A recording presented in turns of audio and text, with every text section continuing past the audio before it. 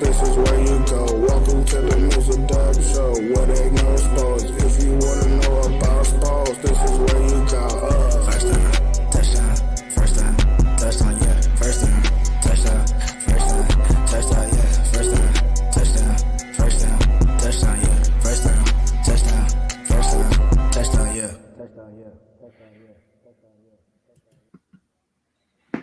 Yeah. Yeah. So, we will get into the ish talking and bashing in a second. Welcome to 186 of the Mizzle and Dub Show. He is Mizzle. I am Dub. But before we get into crap talking of our beloved teams, we must first give our flowers and pay tribute to a Hall of Famer. Baseball, and more importantly, the state of Missouri suffered a huge loss today as the legendary Darryl Herzog, better known as Whitey, longtime manager of the St. Louis Cardinals, first with the Royals, of course, led the Cardinals to 3 pennants in the 1980s, winning it in the year I was born. In 82, of course, this is the man that put together some of the great teams with Willie McGee, Ozzie Smith, Vince Coleman, Jack Clark. Willie McGee. Yes, indeed.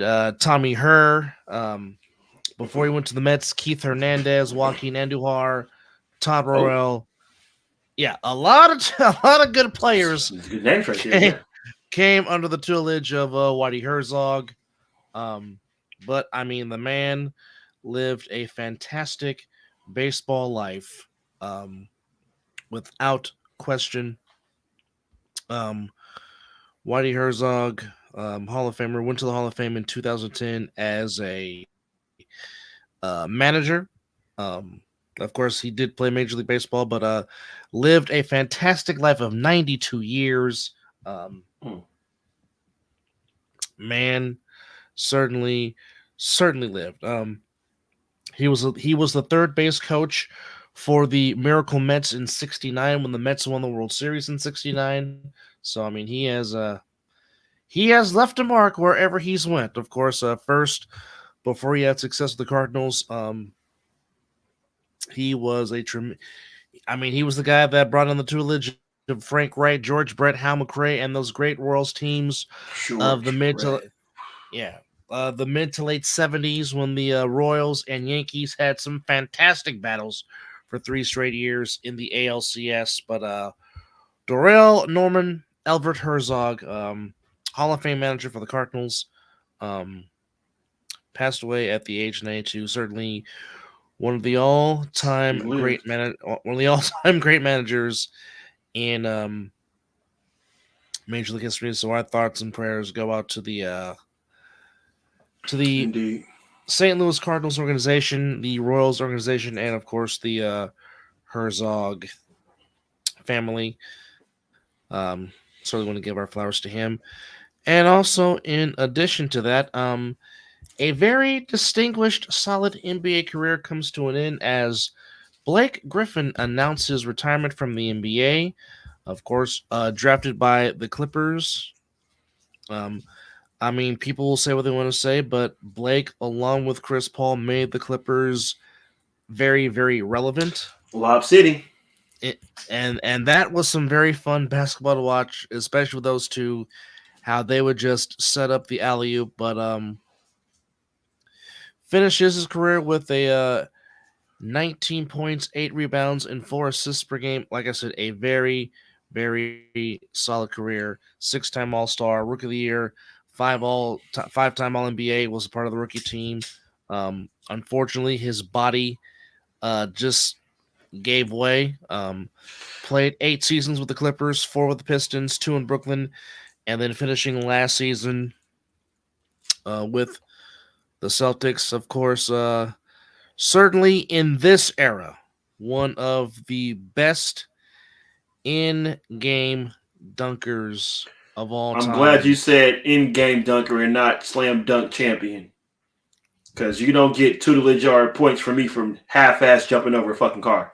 Or the lower part of the car. per se. So yeah, that dunk over the car was good. That dunk over the car was about as good as the Dwight Howard Superman dunk where he just threw the ball in the rim wearing a fucking cape. It's pathetic. Do something with yourself. However, he was given the award, but for me, there's two particular dunks that I will never forget that come to mind when it comes to Blake Griffin. I think I know where you're going with this. One was Timothy Mozgov, but nobody, and damn it, I mean nobody, absolutely got it worse than one Kendrick Perkins.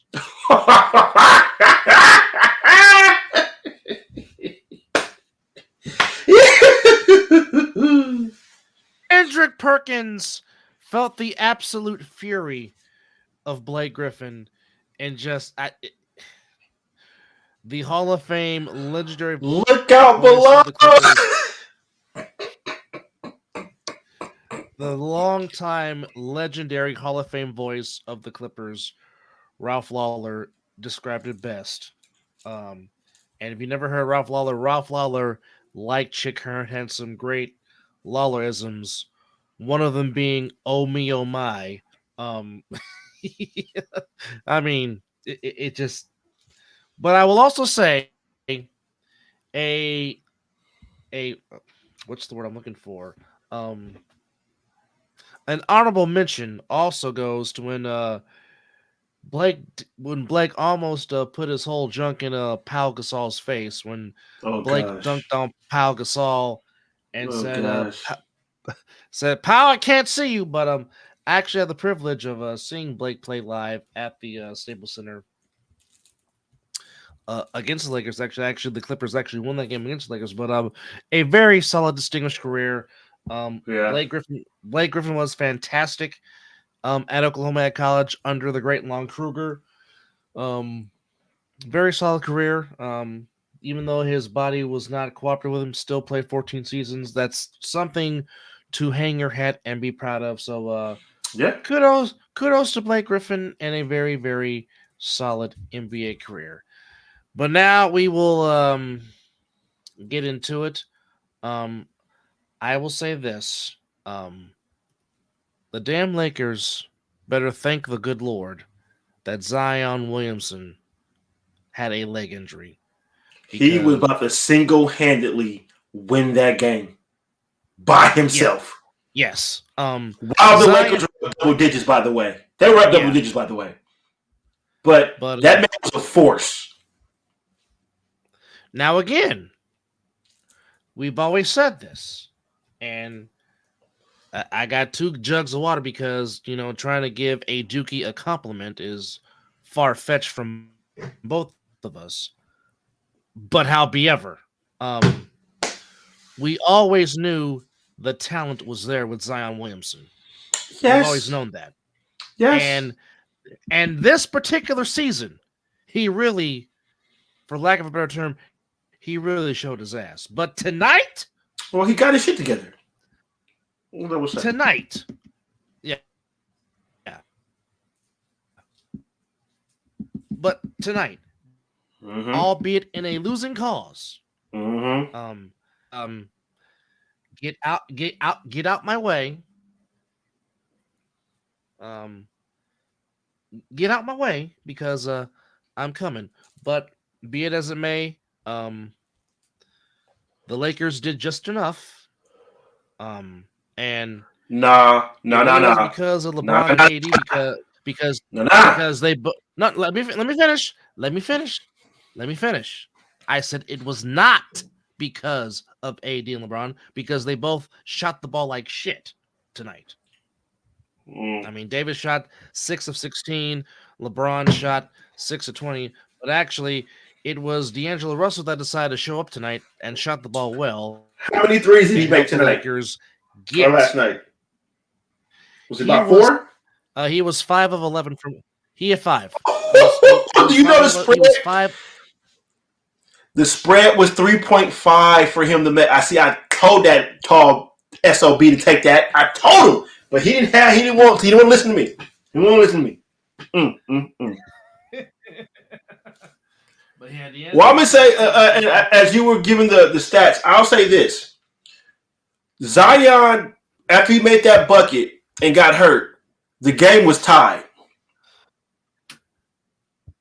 And the moment he got hurt, that's when the Lakers ran away with it.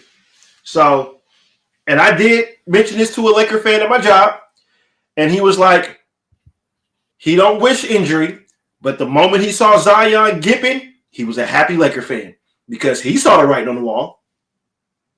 And I know we have plenty of Laker fans that watches or chimes in. You some bitches was nervous. You don't have to lie to Mizzle.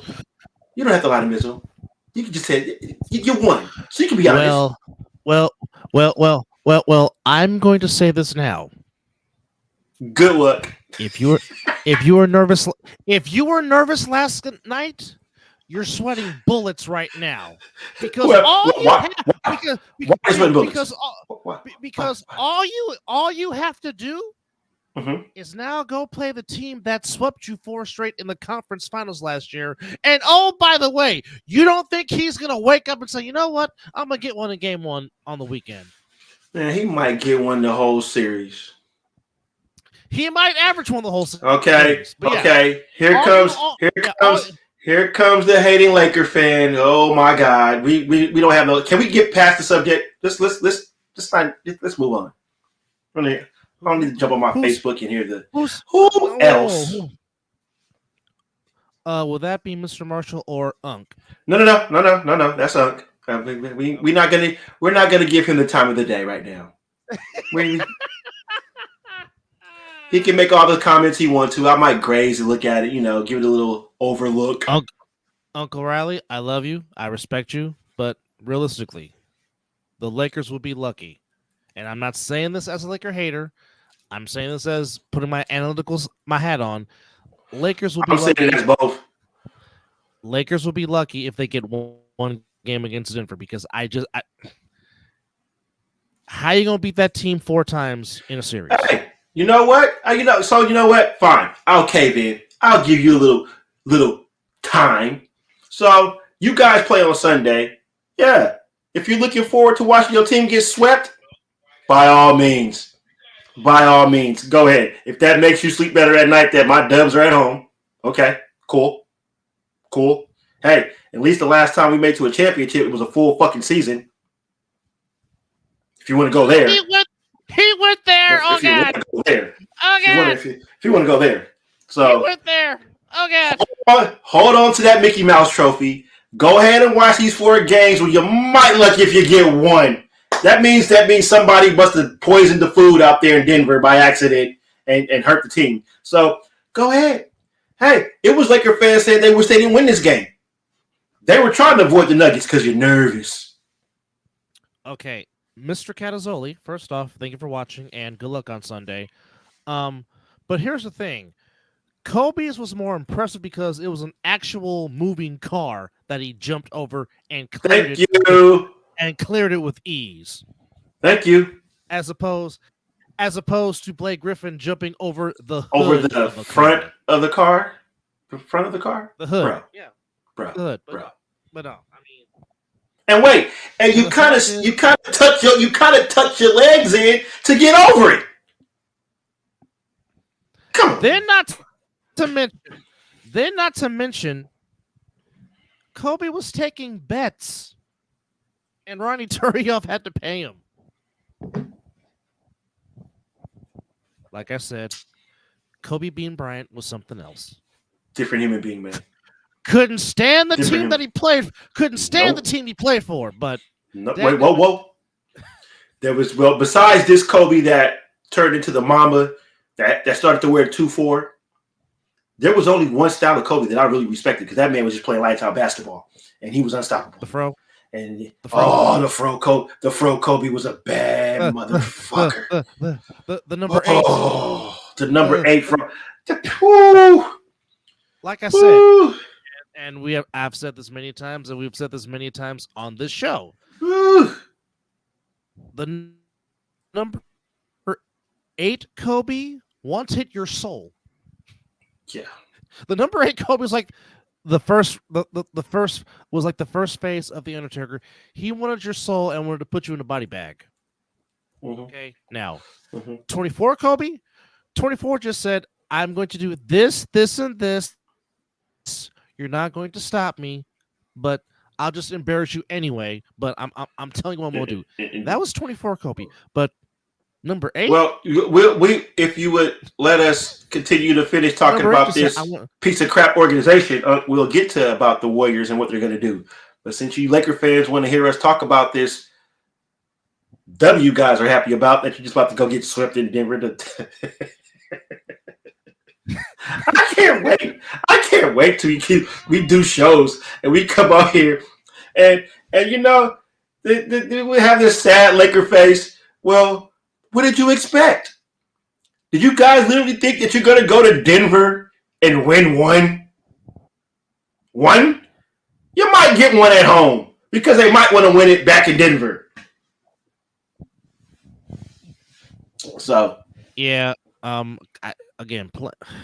playing in the altitude is no joke. It really isn't. But again, like I said, as far as last night, yes, you beat the Pelicans by 4 points, but now you have a very well rested, ready to repeat Denver Nuggets team, and Nikola Jokic is ready to bust threes in AD's eye at the buzzer yet again. You know what? I wouldn't be shocked if AD falls down in game 1 and be like, you know what? I seen this story before. I'm dead. Just go get my toilet paper. Well, just go sit in the sideline. Well, he was a +-5 on the floor tonight against the Pelicans. Okay, it's the Anyhow, kudos to Zion. Zion had 40. God, if he'd have stayed healthy, we would have a different. This would be a different show if he was healthy. Not just that. If CJ McCollum didn't shoot the ball like crap. Now, go figure. CJ McCollum against the Warriors couldn't miss anything. But tonight you had one job. One job. And you decided to pull a Klay Thompson. So okay, we're there. Let's get there. Let's go. Yeah, you just said it. Yeah. Here, let's go. Let's go. Yeah. You know, so first of all, before we get there, let me say this. I'm gonna eat my crow. Yeah, the Kings fan won, but you know what though? It's still forever. Fuck that bean. Okay? All damnation. Fuck that bean. And you Kings fans are just coming out of nowhere now. Like, where were you? Where were you? A few years ago. Okay. Can the I know a few Kings fans.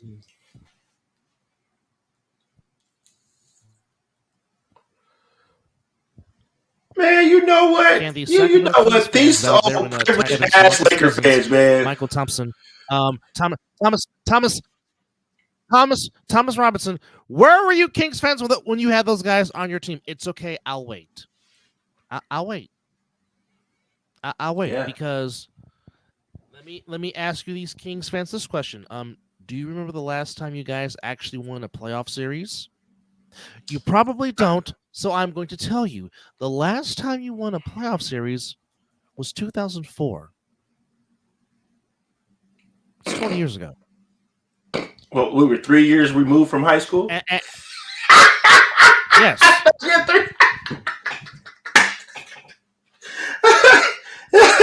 and so that was right at the end of the Weber, Bibby, Peja era. Which, by the way, I think Mike Bibby was gone from the Kings when they won that playoff series because they were so adamant. Because they were so adamant on playing Kevin Martin, but we're done with the Queens. Let's move on to. But nonetheless, we have questions. Kudos must be given to where kudos is due. To. I'm tipping my cap and giving credit to the Kings because they played fantastic tonight or last night. You have to tip They better be glad I like their coach.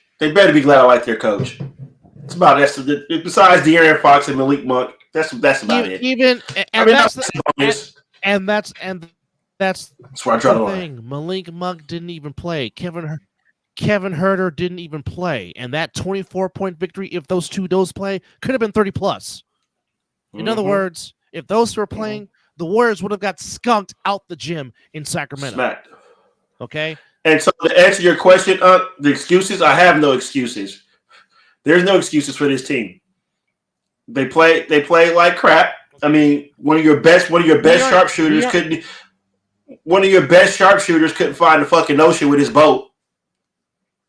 So one thing about us, we are not those Warrior fans that make excuses, because we will talk shit even when they win. Even when they win, we talk crap. Okay. Bottom line was this: the one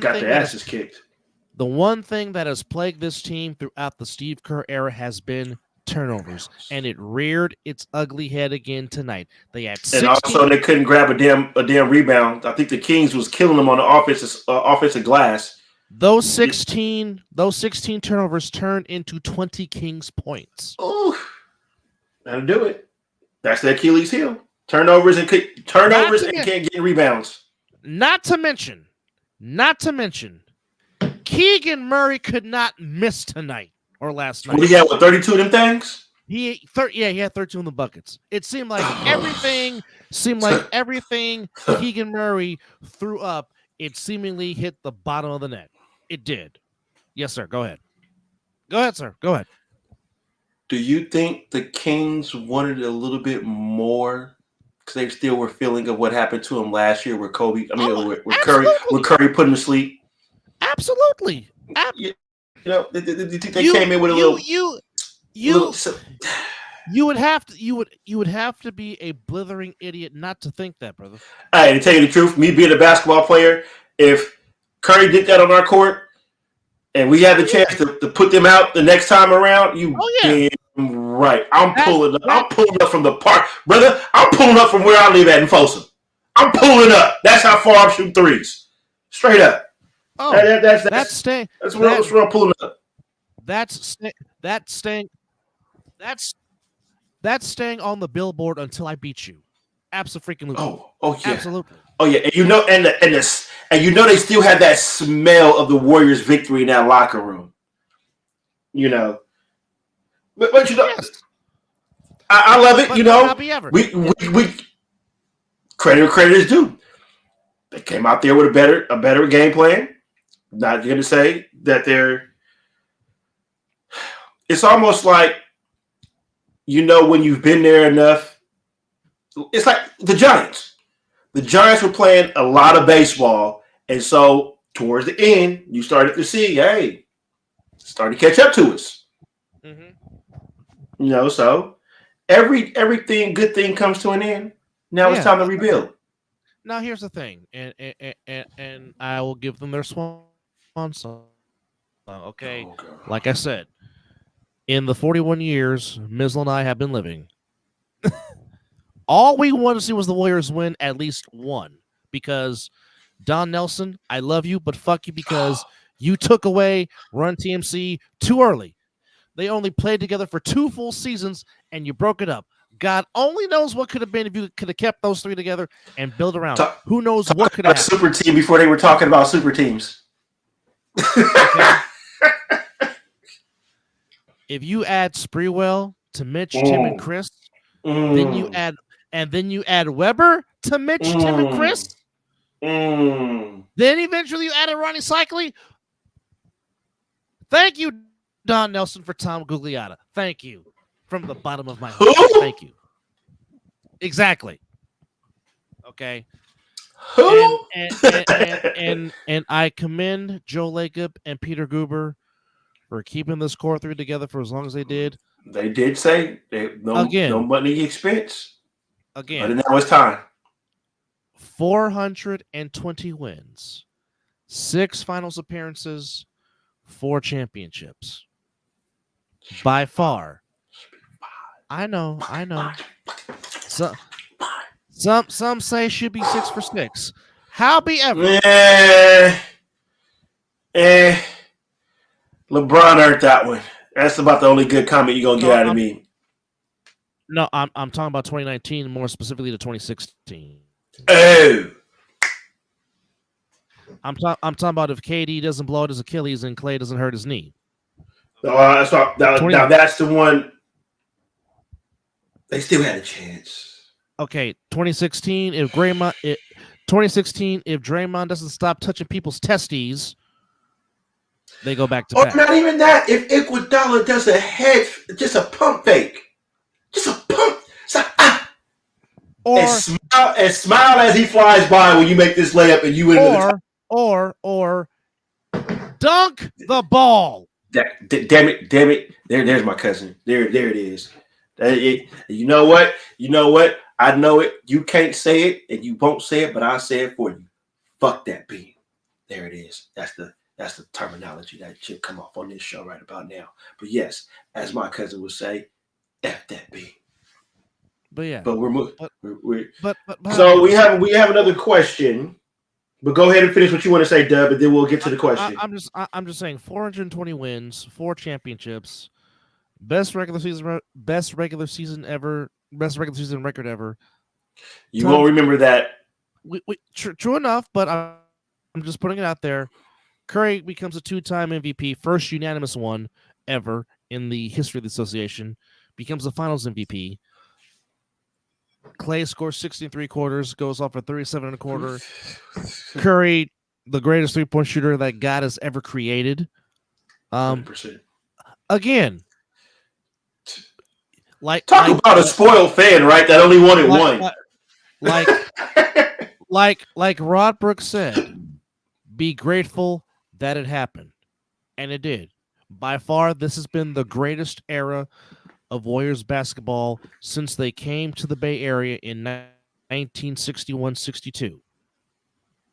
You didn't get that with Rick Barry and the great Nate Thurman. You had spurts. You with you got one out of it. You got one out of that one. And they got one in 74-75. You had spurts with Chris Mullin and Tim Hardaway. Okay? Mm-hmm. You had that one magical ride. That is, we believe. But it would never Baron Davis on the baseline on AK-47. Oh, Mr. Karolinko, how do you do? But and then just to lift his shirt up and just flex on him. Oh, yeah. But to have what the Bulls had with Jordan going 6 out of 8, to have what Popovich and the Spurs had with Manu, Tim, and Tony Parker, okay, to have that, okay, the excellence that was the Celtics with Russell and Havlicek and all those guys. Whew. These last 9 years, and this is technically only the third or the true second time that the third time that the Warriors have not made the playoffs in these 9 seasons under Steve Kerr. So 6 out of 9 times you made the playoffs. That's impressive. 6 of those 9, you've made the finals, and you go 4 for 6. 4. Okay, if you would have told me that at the beginning of when Steve Kerr got hired, I would take it right then and there because, again, like I said, most of the Warriors basketball that we've seen in our lifetime has been, to quote one of our favorite baseball movies, shitty. Hi.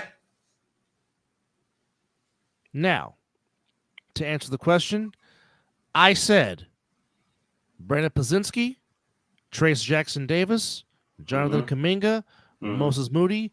You keep those 4, and you let Steph play with them, and then you bring in pieces and get a big. And for crying out loud, get a big man. Get a damn big man. Get some size. Get some size down there that can bang and get an offensive rebound, because that's all I saw for the spurts that I watched the game today. Is that no, you're fired. This is why this dude is not able to comment on this show for shit like this, for comments like this. Did you not see his stat line, brother? Brother, did you not see his stat line? Why would you bring that back? If Clay makes half of his shots, this would not be what we're talking. We have a different kind of conversation. The man played 32 minutes, went 0 for 10 from the field goal, 0 for 6 in the 3-point shot. No points. Couldn't even draw a foul to the free throw line to get points. And he wants like a mid-max contract. Nah.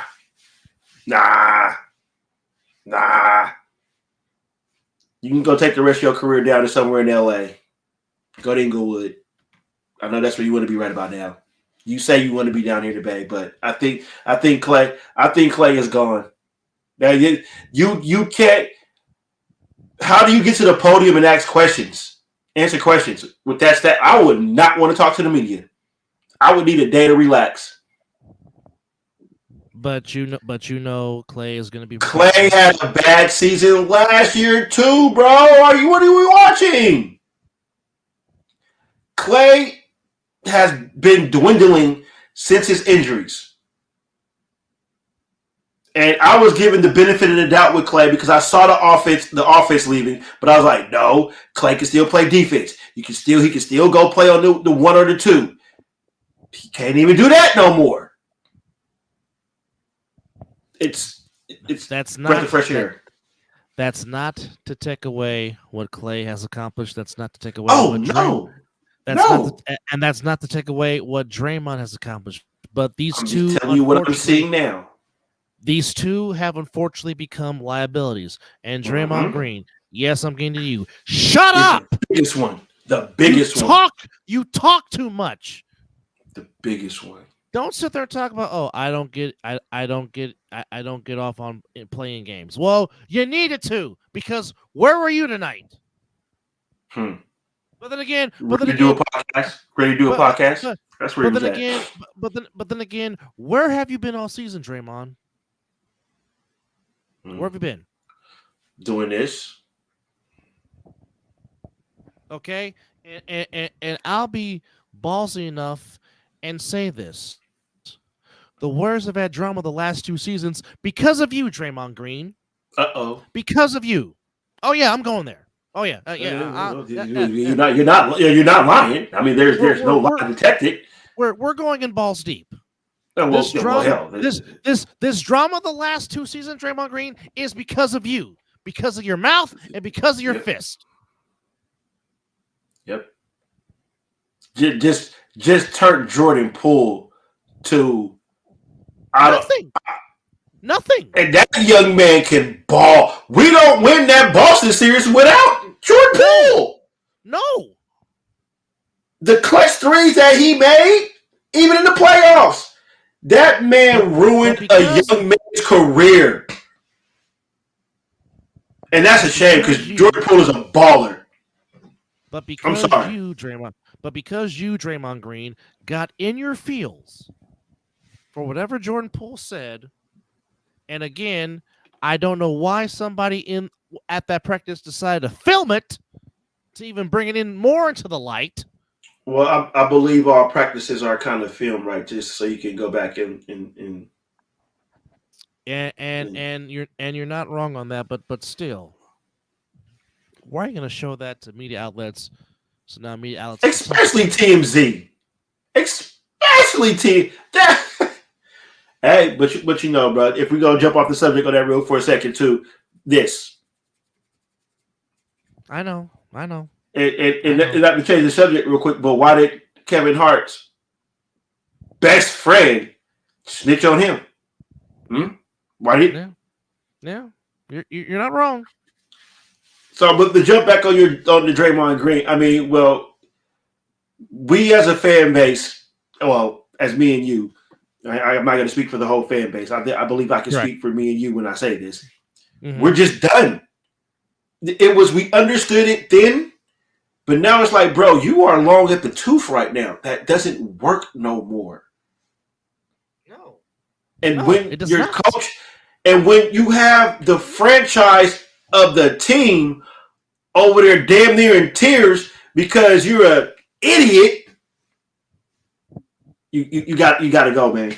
When the franchise, that's about as bad as what I saw when Devontae Adams slammed his helmet on Monday Night Football. And I said, I never want to see that again.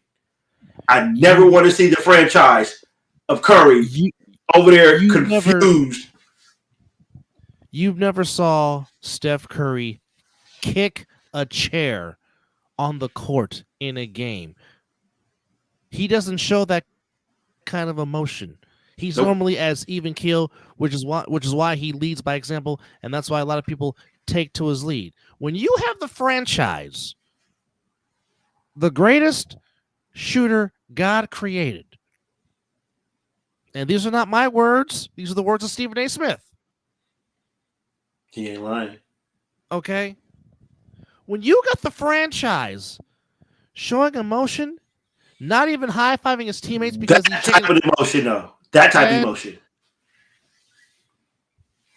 Yeah. But for him not even to high-five his teammates and he goes and kicks the chair because of your idiocy? Gotta go.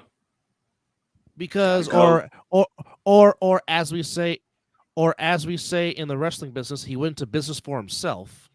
We know what that means. And because again, and I have said this on this show many times, if I was a team and I'm the head coach, I would say this: go attack Draymond Green because you know what? You know he's going to get a technical foul and get ejected. That would be my game plan all day long, is attack Draymond Green, because I know he's going to mentally lose it because he's going to have to say something all the doggone time. Or he going to complain to the referee. He going to cry. He going to do all that. And again, I love Draymond. Love it. We don't win these four without him and his intensity and his basketball IQ. And that's the part that pisses me off. Mm-hmm. His basketball IQ is fantastic. Tremendous. Now, yes, Daryl, that's about the smartest thing you've said so far all show. When you make comments like that, you get love. Let's see. Yes. Yes, it is. At least they gave us one more before. But however, it's all said. We knew the end was coming. Yes, we knew the end was coming last year. Which is why, I believe we said last year. Which is why I say the 2022 title against the Celtics is probably the second sweetest out of the four. The first one will always be special because it was the first one in 40 years. But the 2022 one is probably the second most sweetest because it wasn't your typical Warriors team that won this title. They weren't expected to win. They just got there. Okay? But again, I'll say this. And who knows what happens if the Warriors did not blow 13 leads of double-digit leads this season? No. Some of it has to go. I'll say this. I would say this. They probably wanted to give it one last push. Because what I say it's not, they did come out and say that they will keep this core together as long as they could. And damn it, he kept to that promise. With a sprinkle in of a player here or two. But no. But now I will blame them if they try to run it back with this core again. Then that's where I put the blame. I believe they see the writing on the wall as well, and this was the last. That's just my opinion. Doug, yours?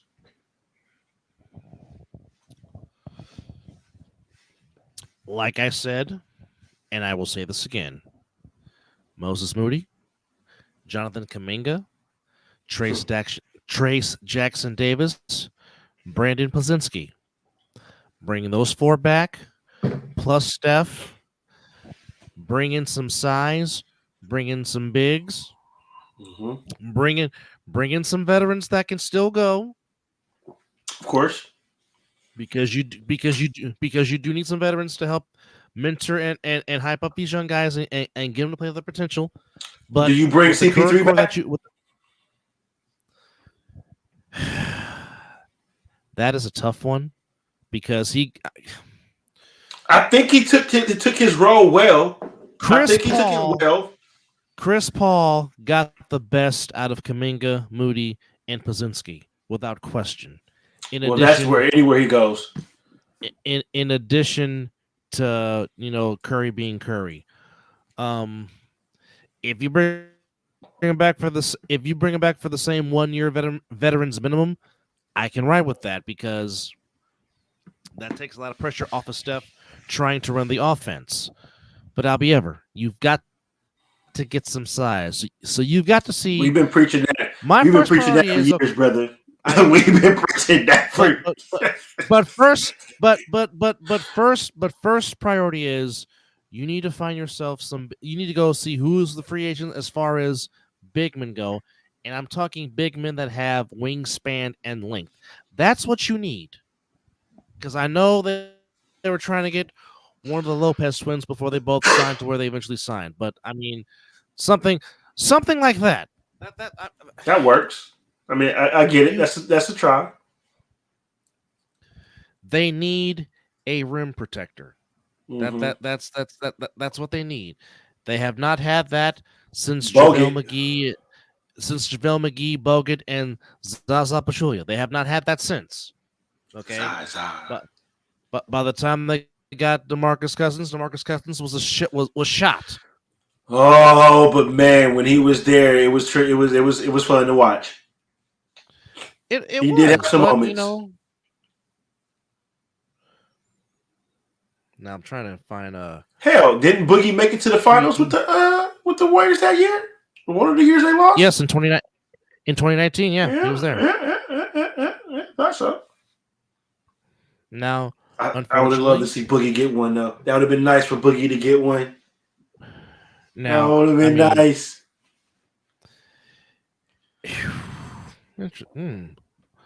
Unrestricted free agents. Well, here's a list of unrestricted free agents that's going to be available. There's Kelly Olynyk. There's Xavier Tillman. Mm-hmm. Now, Jonas Valanciunas. That's interesting. Isaiah Hardenstein from the Knicks. I don't know if that's starting material, but that's going in the right direction. Again, Robin Lopez is still out there. That's that veteran you're talking about. Yeah. Well, I mean, so is Andre Drummond. Andre Drummond is out there. Andre Drummond, if nothing else, Drummond can get you rebounds. That's for sure. I don't need you to run. I don't need you to get offensive plays here. You know, just take the ball to reset and then get your big ass down there. Hell, that's what I used to preach about Embiid until Embiid starts stroking the 3-pointer. I'm like, shoot that shit, big fella. But I mean, you got Daniel Theis. He's available. Damian Jones, DeAndre Jordan, Bismack Biyombo, Mo Bamba. Okay. So now you got some names coming. We got some names. Robin Lopez is still out there. Cody Zeller's out there. Alex Lynn's out there. Moses Brown. Boban. Cody Zeller is still out there? You mean the Cody? Wait, is this the Cody Zeller that with the Duke or the one with the Carolina? Cody Zeller that went to Indiana. Oh, that's right. I must say one of them Zellers went to somewhere that was off. Now, don't get me wrong. I would love for the Warriors to win the lottery and draft one Zach Edey from Purdue. I mean, in a perfect world. But now we're talking about a big man that can also shoot the mid range a little bit. You know. Yes. And can get busy down low. Yeah. And if you don't know what we're talking about, you must have missed one hell of a Final Four. Yeah, because Zach Edey was going off. Yeah. Mm-hmm. NBA. Now we're gonna go to the draft route. Hold on, folks. Thank you to the four viewers that are watching us on our YouTube page, and for anybody that is watching us on our Facebook pages or Instagram, our Dubs X page. We do appreciate it. Okay, now here we go. Now, if we're looking at possible prospects, Of course, there's the talk about Alex Starr in France, and given how Wimby played his rookie year, that could be a route. So we're going Of course, across the we've already pond, talked huh? about Zach Edey, who's a. I'm just saying. So you're talking about. Of course, we talked about Zach. We talked about Zach Edey from Purdue, 7'4". Donovan Clingan, the sophomore from Connecticut, who just went back to back at 7'2". By the way, Alex Starr is 7'1". Then you got Missy from Baylor, a freshman, 7-footer. So I mean, there's your prospects coming out the draft. But like I said, Athletic 7-footers too. Just not tree yes. trunk, stand in the middle, 7-footers, stretch the floor, 7-footers. Yeah. It'd be nice to grab one. So, not to mention, you also got Ware from Indiana, 7-footer. You got Dickerson from Kansas, 7'1". You got Braxton Mead from Washington, 7'1". I mean, there's a lot of 6'10" guys out there. Now, even though, well, you know what? I would even take Armando Bacot from North Carolina. Why not? Why the hell not? Hey, that's how I felt. Well, I was kind of torn when that happened because when the Warriors drafted Vince Carter, I was like, fuck yeah. I'm like, that's how you do it. Like, did you know North Carolina fan, Vince Carter, Antoine Jameson. All right, he's still a North Carolina Tar Heel, but he ain't Vince Carter.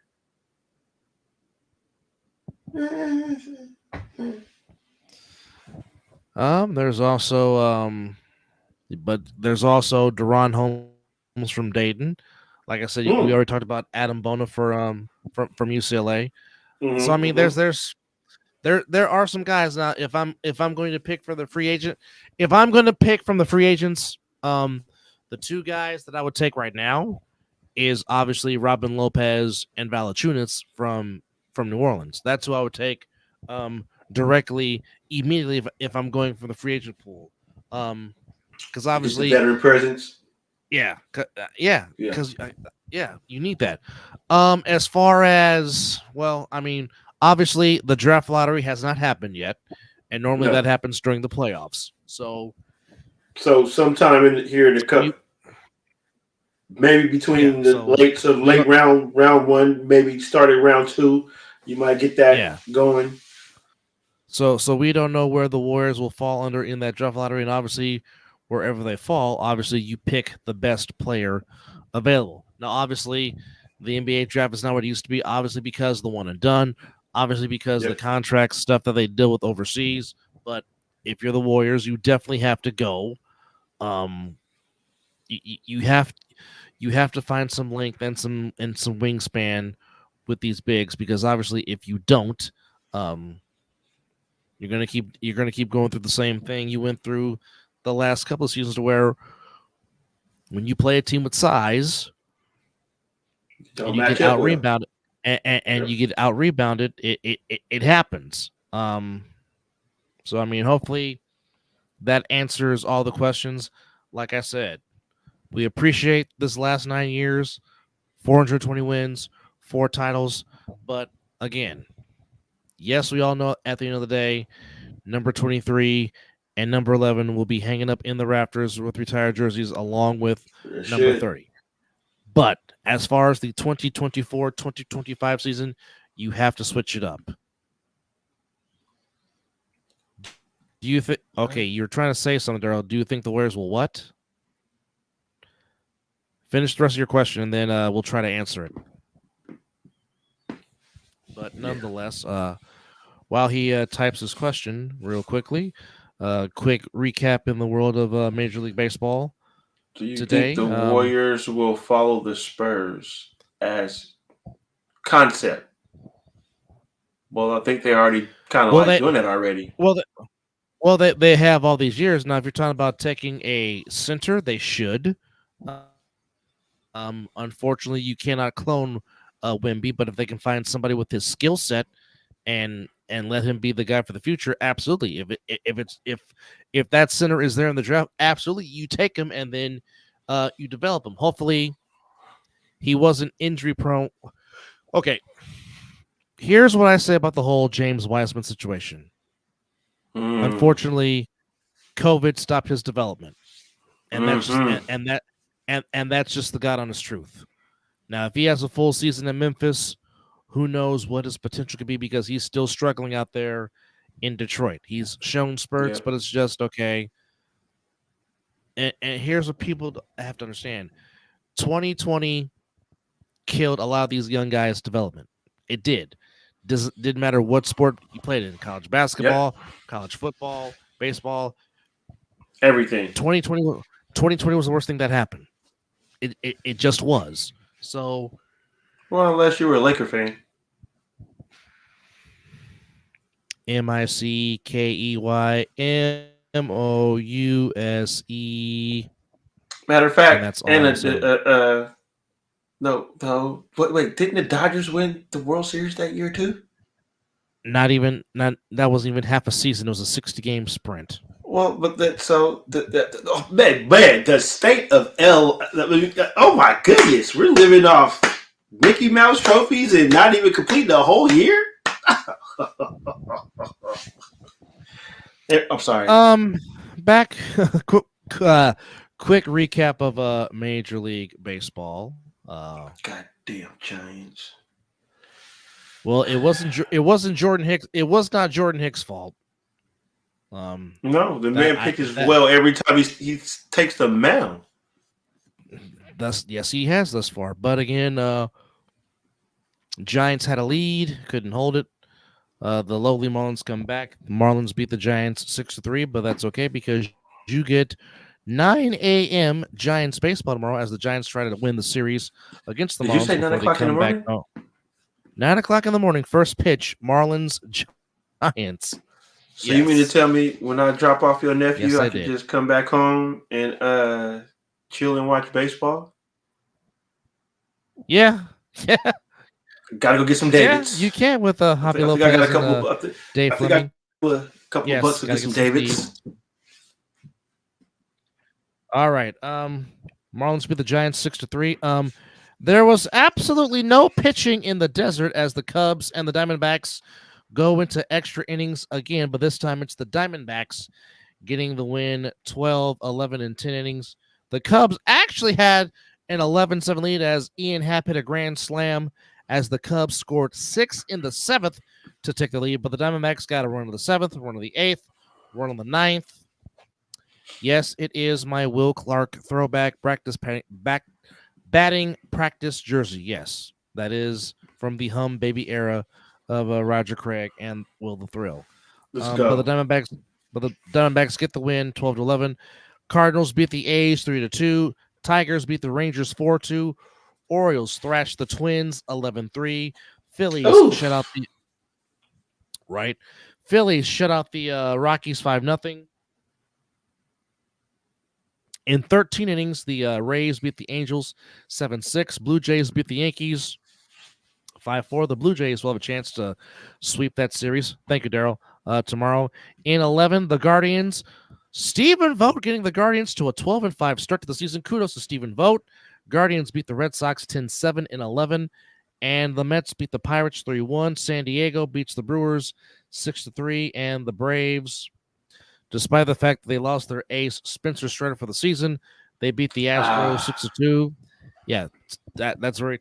That man is a fantastic young pitcher, and he can really pitch. He is. Yeah, just a shame. But the Braves still off to a 11-5 start, beat the Astros 6-2. As the Astros, they're starting to leak oil for the first time in a long time. Will this be the first time that this particular core of the Astros are not going to make the postseason? That remains to be seen. Mariners beat the Reds 3-1. And that dang team that wears blue in LA beats the Nationals 6-2. And the Royals and the White Sox got postponed. So, getaway day in baseball. Yeah, they're coming. It's coming tomorrow as you speak. So, right at yes, you. Yeah, Getaway day tomorrow. A whole lot of day baseball starting as early as 9 o'clock. Nice. So the Giants and Marlins at 9, Diamondbacks and Cubs at 12 noon, A's and Cardinals at 12 noon, Twins, Orioles, Mets, Pirates, Tigers, Rangers, all at 10 in the morning. Same with the Padres and Brewers. Same with the Braves and Astros are at 11. Game 1 of the doubleheader between the Sox and the Royals, that's at 11. And then game 2 will follow after that. Yankees and Blue Jays at 12 noon, Dodgers and Nationals at 12 noon, Reds and Mariners at 1, Phillies and Rockies at 3. You got the Angels and Rays and the Guardians and Red Sox at 4. So a lot of day baseball on this Wednesday afternoon as they will give prime time to the NBA play-in. So now Hawks and the Bulls, and I wish our Bulls fan and our insider Steve was with us to talk about this matchup between the Hawks and the Bulls. They are giving the Bulls 3.5. Of course, the Bulls finished the season 39-43. The Hawks 36-46. Of course, the Bulls have been doing this with no Zach LaVine. Although Trae Young is returning for Atlanta. How do you see this between Atlanta and Chicago? Which, by the way, the game is in Chicago. Okay. First of all, you answered the first question I had.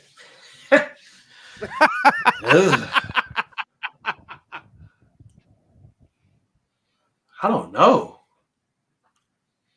This is a game that you just might have to just watch. You're not wrong. You're not wrong. You are definitely not wrong on that. Which, by the way, that will be the 6:30 p.m. game. That's the late game. Which, by the way, both games will be on ESPN. By the way, okay. To which I think ESPN is the home of the Eastern Conference Finals, and I think TNT is the Western Conference Finals. Yeah, so TNT is doing the Western Conference Finals this year. ESPN ABC is doing the Eastern Conference Finals. So there you go. But yeah, so both games. Yeah. The Mickey Mouse Club is doing the Eastern Conference Finals this year. Yeah, but yes, Bulls and Hawks. I think this is just a watch game. I don't know, and it's not saying because of a play-in. Even if this was like a 7-game series, I'd be like, I don't know. If you're just telling me who to pick right now, maybe Atlanta.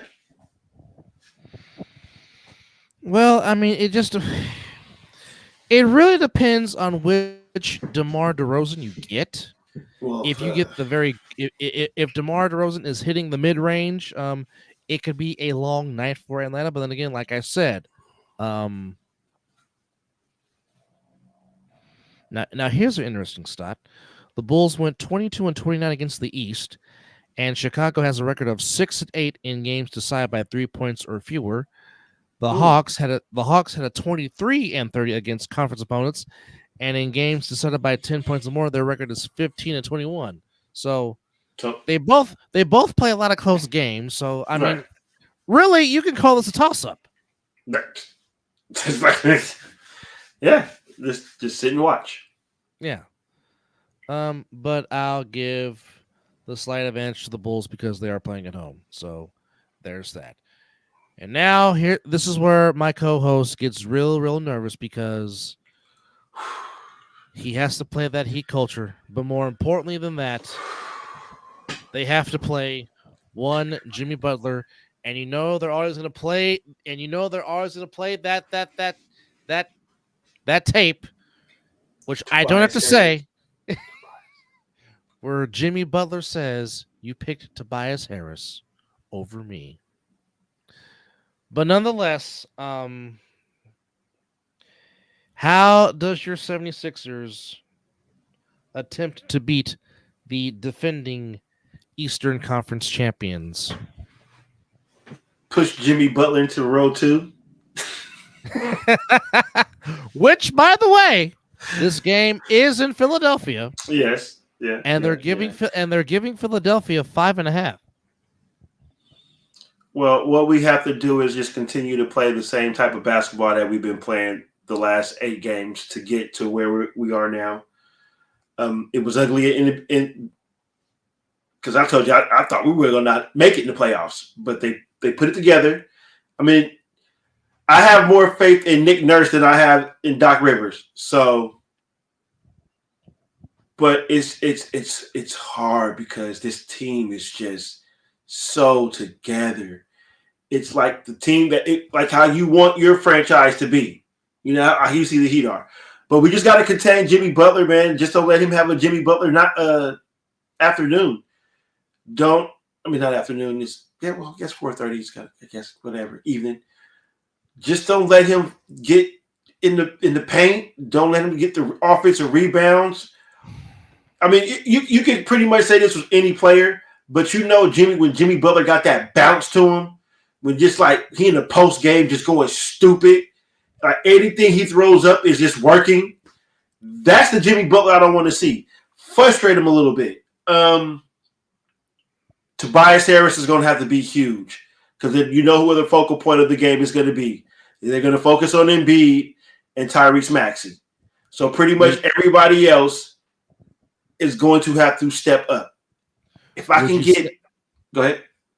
Would you say Tobias Harris is your X factor, the biggest X factor for Philly tomorrow or later on tonight?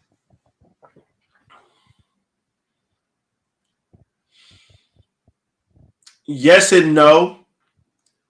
I'm putting more of the X factor on D'Anthony Melton, Batum, and Paul Reed. Those are going to be especially Paul Reed. If Paul Reed can give me like 10, just 10 will be good. Tobias gives me like 18, or maybe if he can slide in 20, that's tremendous. But if I can get Batum to hit a couple of threes, get Melton play good defense, and get those nice little streaky baskets that I know he can get, they'll be all right. The defense has been playing tremendous the last 8 games. They've been flying around the ball. Mo Bamba has just been out there, just been wrecking stuff with the blocks. Well, I will say this: both teams are coming in pretty hot because in the last 10 games, Philadelphia is 8-2, Miami is 7-3. So both teams are coming in hot. I wouldn't expect nothing. I wouldn't expect nothing less. Oh, absolutely. But like I said, it's. I mean, you have 2 coaches that have been there. You have 2 coaches that have won. So nothing is gonna. Nick Nurse and Eric Spoelstra are not going to be. They're not going to have the deer in the eyes look, the deer in the headlights look. No. This game is going to be well coached. You're going to see this is going to be a chess match for sure. This is good Eastern Conference basketball. This is. And I believe the winner of this. This is no, you win, you go to a different bracket. This is win or go home, right? Okay. This is not like the Pelicans and Lakers and Kings and. Okay, so. Well, no.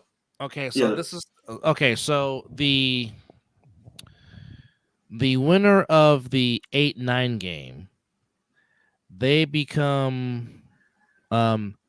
They go play the number 2 seed, which in a sense now the Lakers became the Lakers became the 7 seed, and thus good luck you have the Nuggets. So now the Kings and Pelicans are playing to play the Thunder.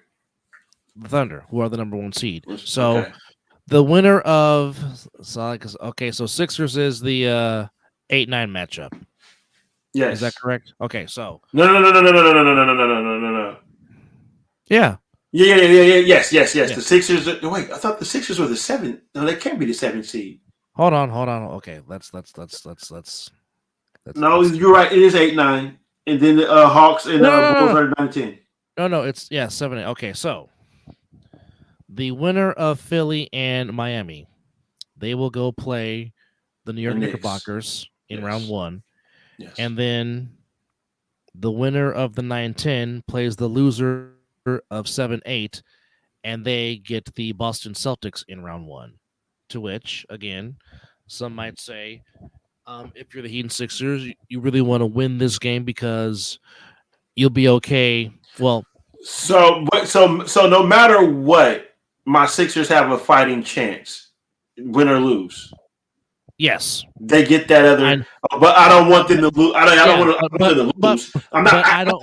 Yeah, you would rather play the Knicks in round 1 as opposed to Boston in round 1. That's for certain.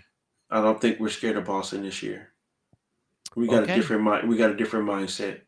I've always been nervous about playing Boston, but this.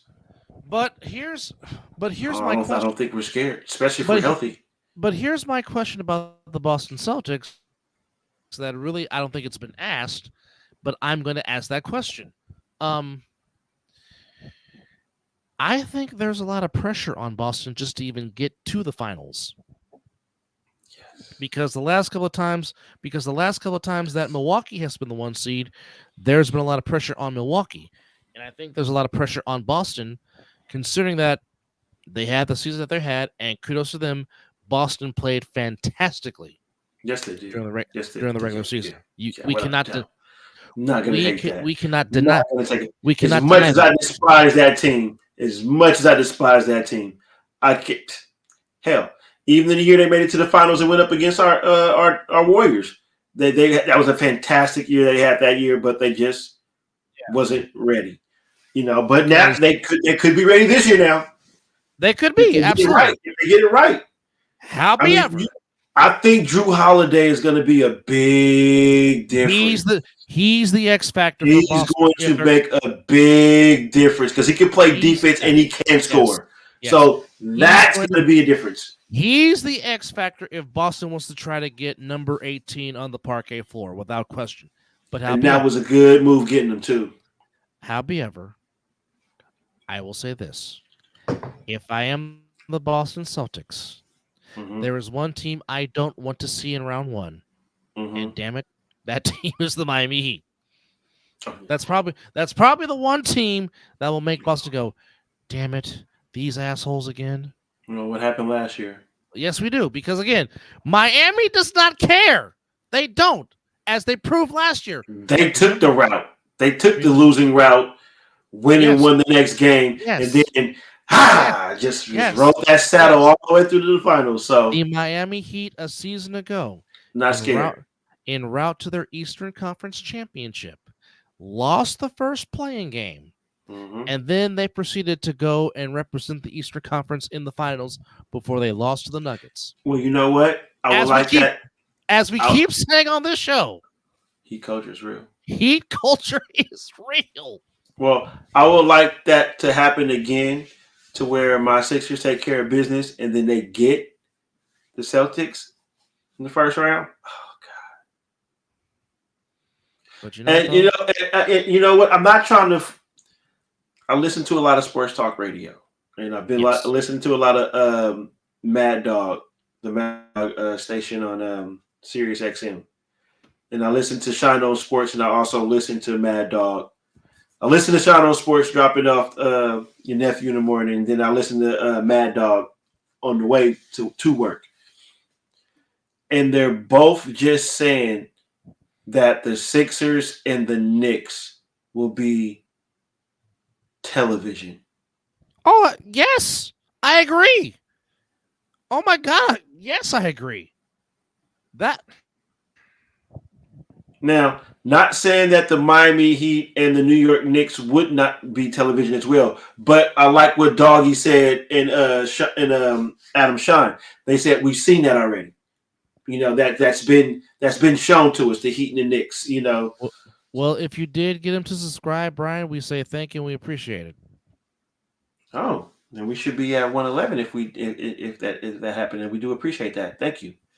Thank you for But go ahead and continue your points. But what they were just saying is that they wouldn't not taken away from the Knicks and the Heat, because of course. We've already know about. We can go as far as back as Pat Riley and Van Gundy coaching in the Mecca, but they're just saying Van Gundy hanging on Alonzo Mourning's leg for dear life as Grandmama and Zoe are trying to throw punches. Yes, so we already know about that historical. So, but to get, and this, you can say I'm biased or whatever, or a homer or whatever, but yeah, I would love to see what my Sixers can do up against the Knicks. That would be great, especially in the Mecca. Come on now. So, so just to say that the only thing that sucks is now you know me, you know my love for old arenas. It would have been great if we had the Mecca MSG against the old Philadelphia Spectrum. You want to talk about some crowd noise? Man. even though the Wells Fargo Center still get loud. Even though we know Philly gets loud inside the Wells Fargo Center, but you just want some old school. Man, you want some Oos. The Spectrum and the Garden. That must mean Oos must woke up from his nap. That's why he said good afternoon. I caught the slope. I caught what he was throwing. I did. I'm just saying he must be up from nap time. But it's just I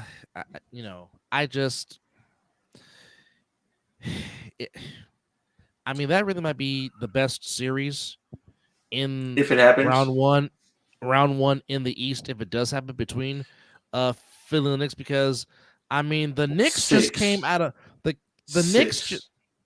Knicks just came out of nowhere to be the number 2 seed.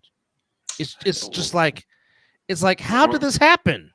The Orlando Magic. Who said that? You did. You did. You said don't sleep in Orlando. Okay, I just wanted everybody know said that. And I really do think, wholeheartedly, I really do think Orlando can beat Cleveland in round 1. I do. I would love to see 7 out of that. I would love to see 7. Yeah. I would love to see 7.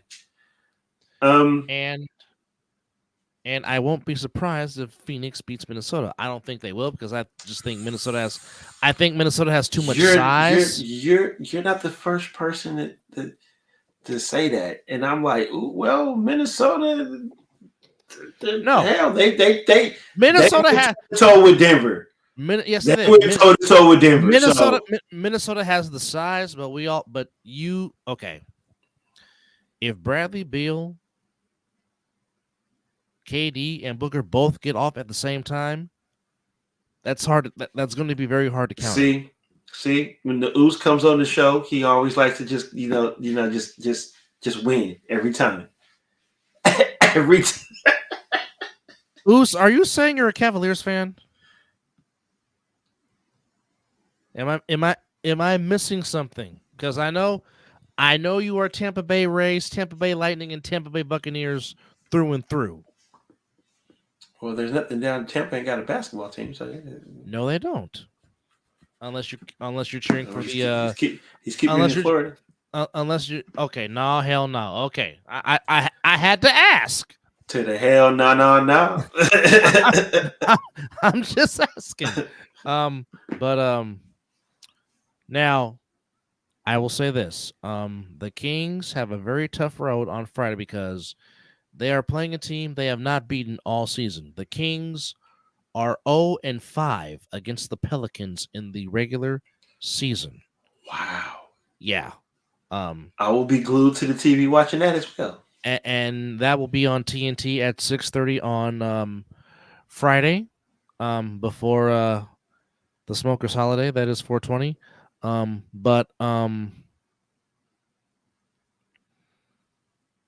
Oh, got it. Okay. Thank you for the confirmation. I don't disagree with that, but howbeiver, I will say this, and I go back to the football analogy. It's very hard to beat a team 3 times in a season in football. Very rarely does it happen. And I should know, because the one time that I needed my team to beat the Inglewood Rams, they didn't. which took away all that times they beat him in the regular season. It meant nothing because the one time I needed them to win, they didn't. Now, again, beating a team 5 times in a season, in one particular season, is impressive.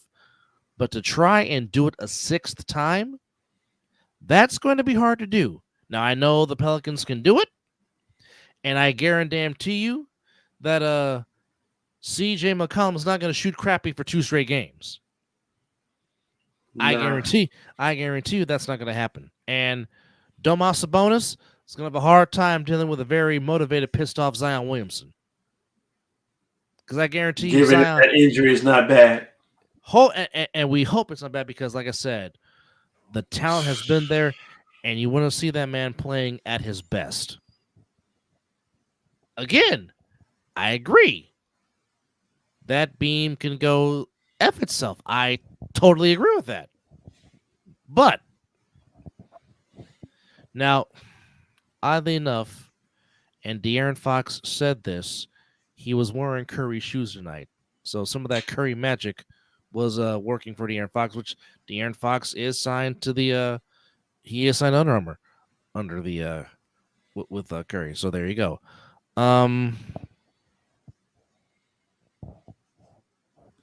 That's a good point. That's a very good point. I'll say it like this. I would like the Kings' chances more if Malik Monk and Kevin Huerter were playing.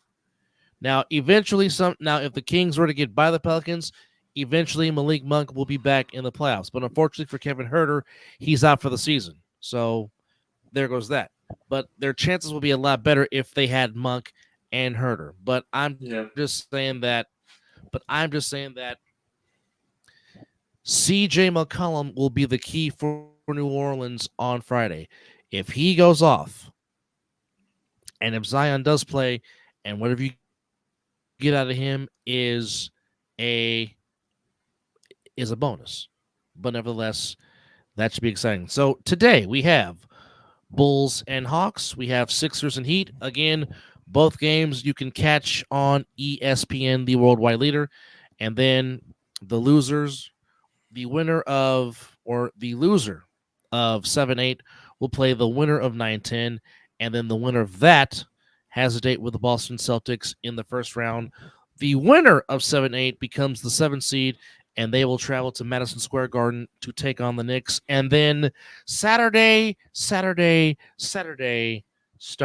the road to the Larry O'Brien Trophy, which still currently resides in Denver, Colorado. So we do know a few matchups that's going to happen on Saturday as I get my phone to stop being retired. So there will be 4 games on Saturday. So we do know 3 of those matchups. Or actually, we know 4 of those matchups. Okay. So, oh, baby. So they will all be on the ESPN of networks, which, of course, the late game will be in prime time on ABC. But here we go. So kicking us off on Saturday at 10 a.m. is Magic Cavaliers in Cleveland. No. They will be lucky if they get 1 win, Oos, and that's just being courteous. I'm predicting they're gonna sweep them again, but they'll be lucky. I'm giving them 1. I'll give them 1. If they get a game. It'll probably be game 4. They'll probably get game 4. But of course, personally, I would love for them to get swept again by Denver. Oh, well, it'd be no greater feeling just for them to get swept. That's just the Warrior fan of me. But they might get 1, so it might be a gentleman's sweep. But here we go. Yeah. Magic Cavaliers kicks us off at 10 a.m. on Saturday. Then we have Suns and Timberwolves at 12:30. Then, of course, as we know, the winner of the 7-8 game will go to the Mecca in Madison Square Garden. That's at 3 p.m. Eastern. Yes. That's at 3 p.m. Pacific, 6 Eastern. And then in prime time, it will be the Nuggets and Lakers in the altitude. Then on Sunday, the other 4, we have the Clippers and the Mavericks. Mm-hmm. We have the Bucks and the Pacers. And then the early game will be the Celtics and the winner of the 7-10 winner against the 7-8 loser against the 9-10 winner will play Boston. So that is your lineup on Sunday. So 2 games will be on ABC. The Celtics game will start at 10 a.m. on ABC. Then the Mavericks and Clippers from LA at 12:30. Then, of course, the Nightcaps will both be on TNT at 4 p.m. and 6:30 p.m. I think he's talking about the cereal, Frosted Flakes. But yes, the actual cereal is great. Hold on. Okay, so before we close out, just one quick announcement on the Wait a minute. No, that was not. Wait a minute. Hold on. Okay. Yes, it will. Okay, so I was right the first time. All right. So we will get a Yes. Yes, please do.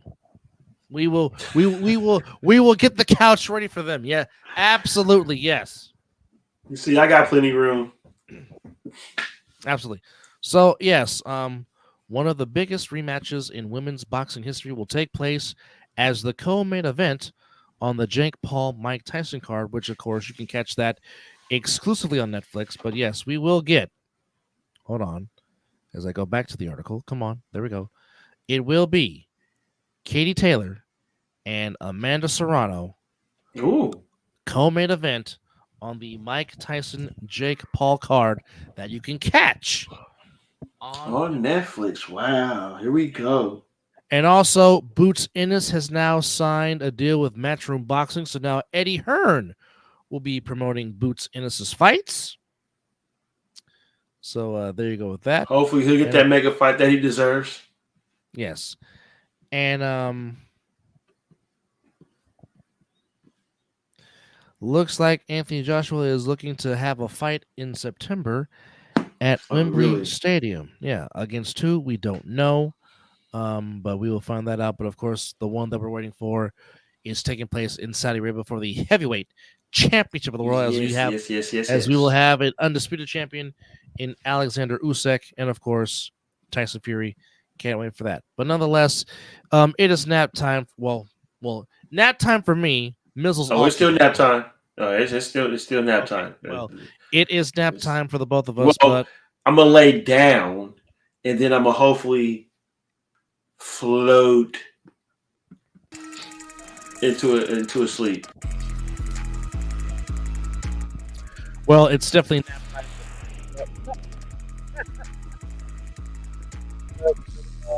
Nagano.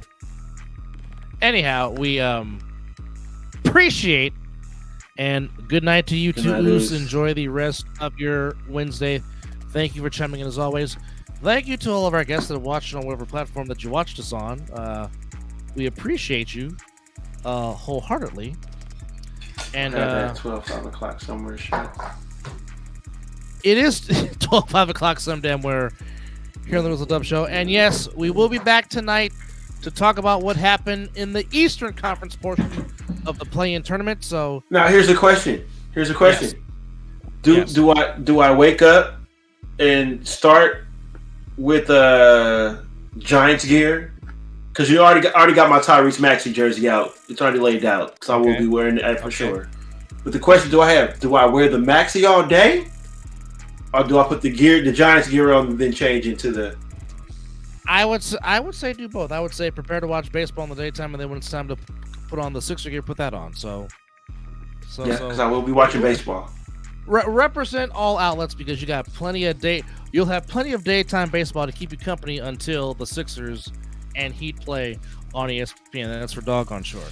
But nonetheless, it's 5 o'clock some damn where. We appreciate all you guys for watching. And yes, to our beloved Chino, we miss you already, buddy. Whoo, this was for you, man. Yeah. Sad day. We lost the family. The family pit took his trip to doggy heaven to reunite with Bubba. Indeed, and Sidekick and everybody else. But thanks, everybody. Enjoy, and we will be back. And Listen to the great sounds of Zerdok Sign. Super dope beat maker. And you've been watching the Mizzle and Dub Show. Good night or good morning, wherever it be.